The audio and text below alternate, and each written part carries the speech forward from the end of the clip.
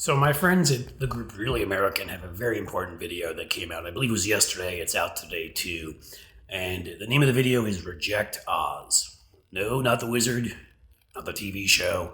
Dr. Oz. You may be familiar with him. You have to be familiar with him. Another one of Oprah's creations that I'm sure that she's privately maybe praying to whatever deity she believes in to forgive her for.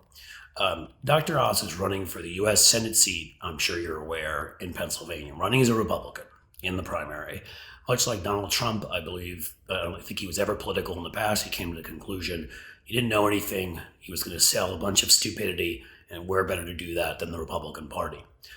He decided to run in Pennsylvania, even though he's not living in Pennsylvania. I think his wife's parents have a home there.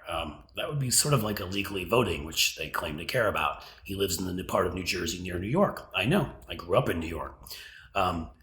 He also has a dirty, dirty past, which we should get into before we even get into the video they did that's so important. His dirty past includes selling supplements, which he called, quote, miracle supplements that would make you lose weight.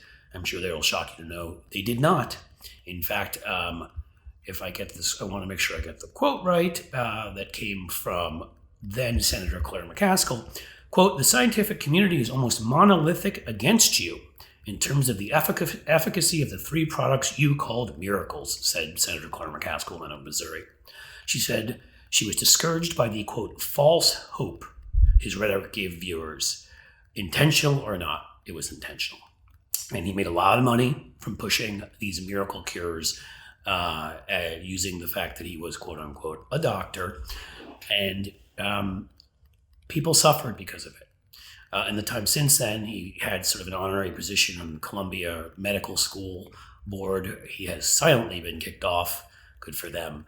But the same kind of bullshit supplements and fake fix you now cures he was pushing on TV, much like his pal Donald Trump, who endorsed him, he's now, of course, pushing in his U.S. Senate race in the state he doesn't live in. He's offering people all sorts of right-wing answers to questions and taking the standard Republican positions and defending Donald Trump and saying that there was no insurrection and that the vote that was held, of course, was not a legal and valid vote, as said by the 60 agencies who investigated it. Dr. Oz is a complete charlatan.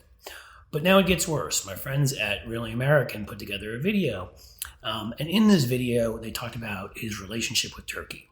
And this is real, folks. This is not xenophobia. He is a Turkish citizen as well as an American citizen, a dual citizen. He has voted in Turkey. He is paid millions of dollars by a Turkish aircraft company. He is close friends with the right-wing dictator Erdogan. Now that's where this gets very important. We could go into mounds and mounds of data. We can go into many stories on what Erdogan has done. A few quickies, obviously, are when Donald Trump, to help his pal Erdogan, pulled us out suddenly of northern Iraq. He went in and massacred the Kurds.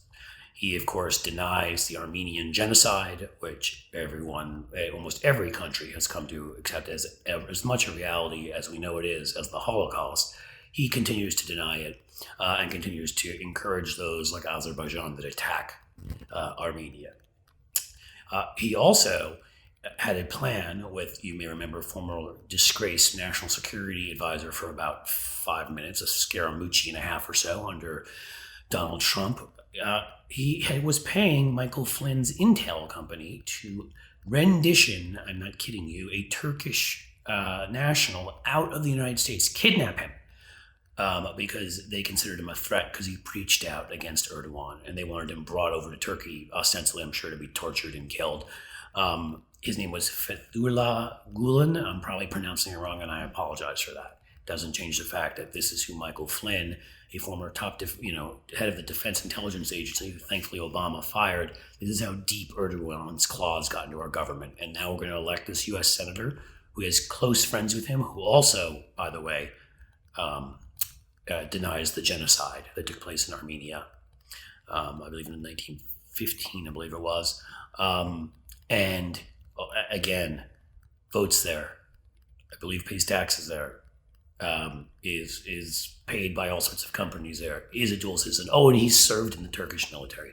Is this someone that should have access to American national security secrets when the Turkish dictator is trying to kidnap people out of the United States? Finally, Erdogan came out today and took the pro-Russia position.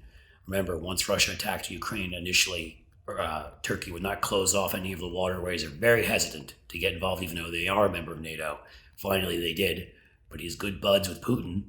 And he announced today that he's against any new members joining NATO, such as Finland and others who are scared that they'll be next after Ukraine, taking the objectively pro-Putin position. And Dr. Oz is taking the objectively pro-Erdogan Putin position by being best friends, besties, if you will, with Erdogan. Mehmet Oz cannot go to the Senate. You should watch Really America's video, Reject Dr. Oz. And once again, folks, I thank you for watching this. Please subscribe and please like and tell me if you like me, you don't like me, you may like me sometime in the future. Comment and set up the notifications so you'll know when our next video drops. Thank you.